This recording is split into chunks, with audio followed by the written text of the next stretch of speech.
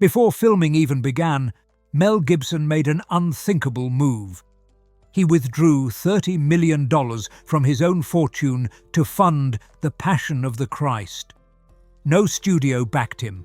No investors lined up. It was a personal risk of massive proportions. Why would a respected director risk his entire career and personal wealth on a religious film in dead languages? And what compelled him to move forward after being abandoned by every major Hollywood studio? The answer is unsettlingly simple. He believed he had no choice. Gibson felt that if he didn't make the film, no one else would. And for him, this wasn't just a story, it was a calling. Without external interference, he gained total creative freedom. That freedom, however, came with the full weight of accountability. Every decision, every word, every frame rested entirely on him. If you enjoy content that helps you grow spiritually, don't forget to like this video, subscribe to our channel, and join our community for more inspiration. Let's get started. That's why he chose not to film in controlled studio conditions, but in the raw, unpredictable landscapes of Matera, Italy.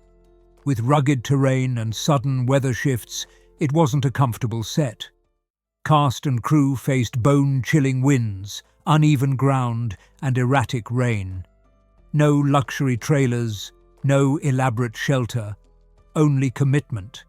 It felt less like a production and more like a pilgrimage. From the very start, an atmosphere of unease hovered over the crew. Not fear, but something quieter and heavier. Experienced professionals, used to blockbusters and complex projects, admitted they'd never felt anything like it.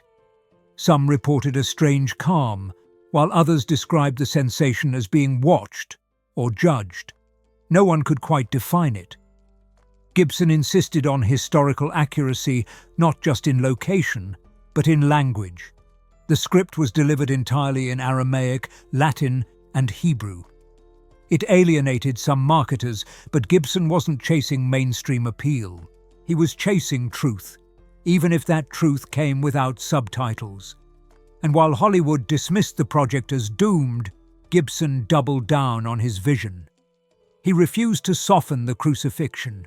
He refused to modernize the message. He believed the audience could handle it, and needed to. What unfolded wasn't merely a film shoot. It was the beginning of something none of them could quite understand.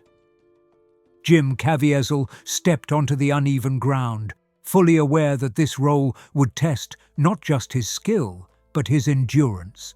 Before cameras even rolled, Mel Gibson had warned him, portraying Christ wouldn't just be physically brutal, it would carry a spiritual weight most actors were never meant to bear.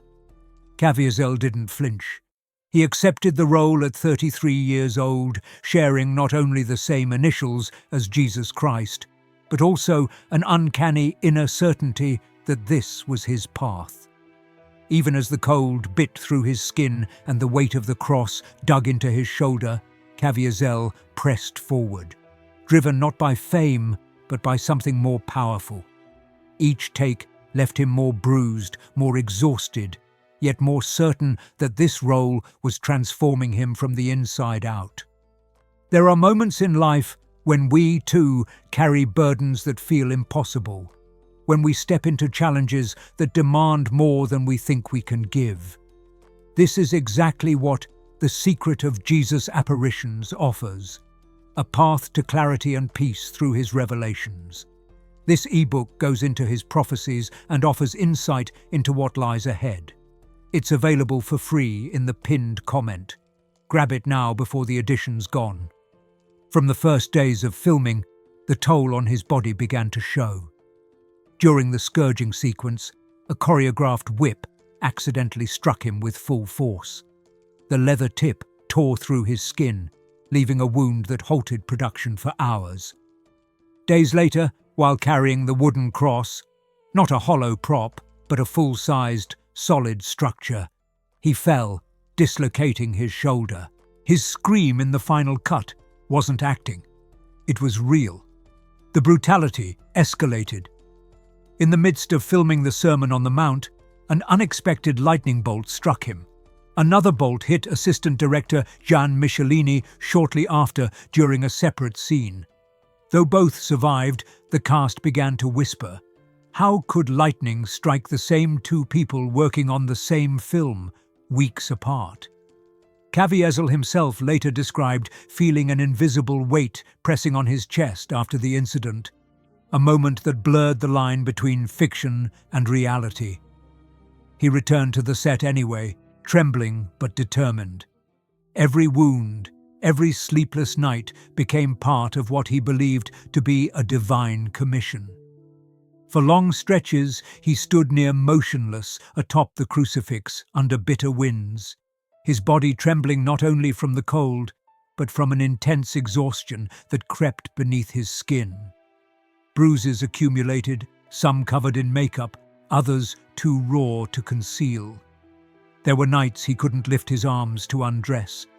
His ribs ached from prolonged tension, and the sheer repetition of intense takes left him in chronic pain. Yet he insisted on continuing, convinced that anything less than full commitment would dishonor the role. What took shape on screen wasn't simply method acting. It was a man being dismantled and rebuilt with each scene, framed by blood, sweat, and a quiet conviction no camera could fully capture. During a break between scenes, one of the camera operators noticed something strange. The sound equipment, fully tested minutes earlier, had gone silent. No batteries drained, no cables disconnected. A moment later, a gust of wind swept through the set, toppling part of a light rig despite the calm weather forecast. These weren't isolated incidents. Over the weeks, the crew began compiling a mental list of malfunctions. Cameras freezing mid-shot, audio vanishing into static, and microphones picking up unintelligible whispers even in controlled environments. It was during one late afternoon shoot, just before golden hour, that several team members claimed to see faint human shapes moving in the distance. Dressed in garments that resembled ancient robes, these figures didn't match anyone in the cast or extras. When checked, no one outside the production had been near the location. They vanished as quietly as they had appeared. After that day, some of the staff stopped dismissing the strange atmosphere as simple fatigue. The tension was not only technical, emotional reactions began surfacing at unexpected moments. One makeup artist, while applying prosthetic wounds to Caviezel's back, broke into tears without knowing why. A production assistant, normally composed, walked off set one evening and didn't return for 2 days, later explaining she felt swallowed by something invisible. No one mocked her. By then, everyone had felt some degree of that same presence. Even those least inclined toward religion began avoiding certain areas of the set, particularly a weathered stone hilltop used repeatedly for exterior shots. It wasn't fear. It was reverence. One lighting technician confessed he began arriving an hour early just to sit quietly on that hill before filming started. He said it helped him reset something he couldn't explain. Some moments stay with us longer than expected. If you're sensing that too, there's still a free ebook in the first pinned comment. Just a few copies remain, available for those who feel called to read it. Weather patterns also defied logic. Days forecasted as clear shifted without warning into sudden downpours. Then, just as quickly, the clouds would break and reveal sunlight so intense it forced the crew to halt shooting until conditions stabilized. It was as if the environment had moods of its own. What began as logistical difficulties slowly evolved into a shared experience of mystery. The production moved forward, but never without the silent acknowledgement that they were no longer entirely in control. And though no one said it aloud, many sensed that something or someone was watching. One afternoon, while reviewing dailies, Pedro Sarubi, cast as Barabbas, sat silently watching a playback of his scene opposite Caviezel. What caught him wasn't the performance, but the look in Caviezel's eyes. It was a mixture of sorrow and something else, compassion perhaps, or conviction. Sarubi later admitted that the moment shifted something inside him. He stopped seeing Caviezel as a colleague acting a role and began confronting the figure of Christ in a way he never had before. Not long after, Luca Lionello, who played Judas Iscariot and had previously identified as an atheist, began experiencing unexpected emotional turbulence. At first, he joked about the spiritual tone of the set, brushing off the atmosphere others had spoken of. But midway through filming, something changed. During the final scene involving Judas's betrayal, Lionello broke character and wept uncontrollably. The scene had to be reshot, but no one was angry. He later requested a local priest for a private conversation. Weeks after filming Wrapped, he asked to be baptized. Stories like these weren't limited to the actors. A wardrobe assistant confessed to revisiting the New Testament for the first time in 20 years. A catering staff member who practiced a different faith quietly joined a Bible study group in Rome during a day off. These weren't publicity stunts. No one outside the circle knew. There was a shift, not orchestrated, not scripted, happening organically within the people involved. Crew members who rarely spoke beyond logistics began engaging in late-night discussions about sin, forgiveness, and personal purpose. One electrician, known for his cynicism, began leaving handwritten notes of encouragement for others in the break tent. They weren't signed, but everyone knew. On Sundays, when filming paused, a small group began meeting near the outskirts of the set, on a hill overlooking the valley. They didn't plan these gatherings. Someone simply showed up with a thermos of coffee and a Bible, and others followed.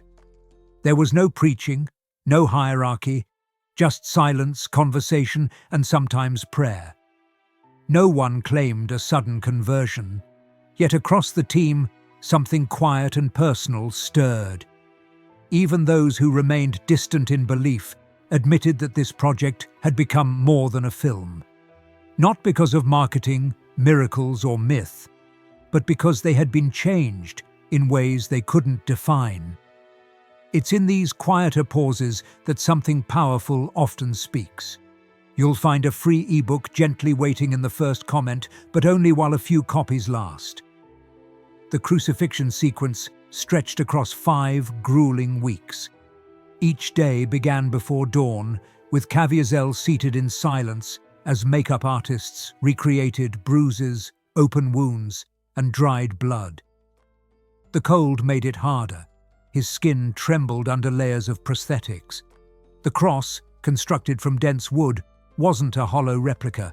It was real, rough, and heavy, built to withstand wind and weight. Every ascent to Golgotha left him gasping, his knees raw from repeated falls. Between takes, medics treated inflammation in his shoulders from being bound to the cross for hours. Some days he could barely lift his arms. But when the cameras rolled, he held the position, silent, still, enduring. On one occasion, a support structure shifted slightly, forcing him to stay suspended longer than intended. By the time they lowered him, his hands had gone numb, and the strain in his lower back triggered muscle spasms that lasted the rest of the night. One morning, the set nurse noticed arrhythmic pulses in his heartbeat. He was urged to pause, but he refused. The footage, he said, wouldn't wait. After the shoot concluded, Caviezel underwent a minor cardiac procedure. Doctors confirmed it wasn't life-threatening, but emphasized the unusual level of strain his body had endured over the preceding months. In the makeup tent, another challenge emerged. The artificial wounds on his back began blending into real bruises. Artists had difficulty telling where the prosthetics ended and the injuries began. They adjusted by using markers to differentiate the real from the artificial. Even so, it became a daily task to work around swelling and skin that no longer tolerated adhesives. Outside, a thick fog rolled in on several mornings, delaying filming but adding an eerie tone to the footage. Mel Gibson refused to shoot in a studio. He believed that the real elements, cold, weight, discomfort, were part of what made the story honest. He instructed the crew not to shield Caviezel too much. He didn't want comfort to dilute the weight of sacrifice. Near the end of the shoot, one scene required Caviezel to look upward, portraying a cry to the heavens. As he did, a gust of wind swept across the hill, lifting dust and cloth simultaneously. The moment was captured in one take.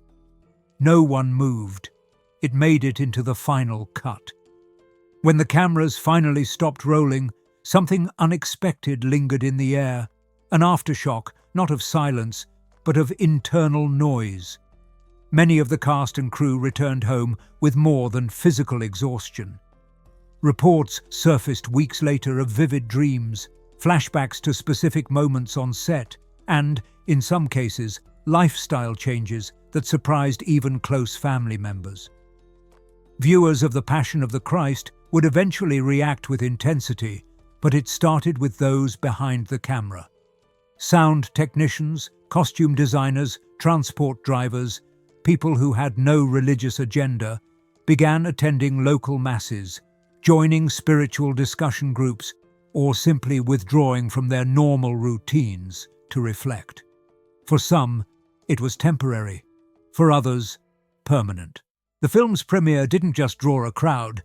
It stirred a reaction that even Gibson hadn't anticipated.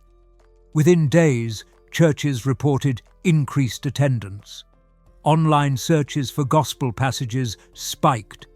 Small Bible study circles sprang up across several countries, often organized not by clergy, but by viewers moved by the film's depiction of sacrifice. If this has stirred something in you, even slightly, you might want to look at the free ebook below. It's still available in the first pinned comment, though not for much longer. Jim Caviezel received thousands of letters. Some praised his performance, others confessed personal transformation. A handful claimed to have abandoned destructive habits after watching the film: alcohol, resentment, even suicidal ideation. He read many of them aloud in private, not for praise, but to remind himself that the pain had not been wasted. Mel Gibson, meanwhile, kept a low profile after the release, but in rare interviews he spoke with clarity. The crucifixion to him was not merely an event of pain, but the ultimate demonstration of love. He refused to soften the message because he believed the resurrection was inseparable from the agony that preceded it. "There's no triumph," he once said, "without the weight of the cross." If these insights resonate with you, please like, subscribe, and share your thoughts below. Your super thanks support helps us create more content like this. Join our community and stay connected. In Rome, educators began using the film in theological courses, not for cinematic critique, but as a trigger for debates about faith, suffering, and human responsibility. The film was raw, even controversial, but undeniably impactful. Whether revered or rejected, it demanded a response. Among those most affected was Claudia Guerini, who portrayed Pilate's wife. She later recounted having recurring dreams of scripture she hadn't studied, waking up with the feeling that something unfinished in her life now had a name. Others echoed the same. The production had ended, but something sacred had just begun.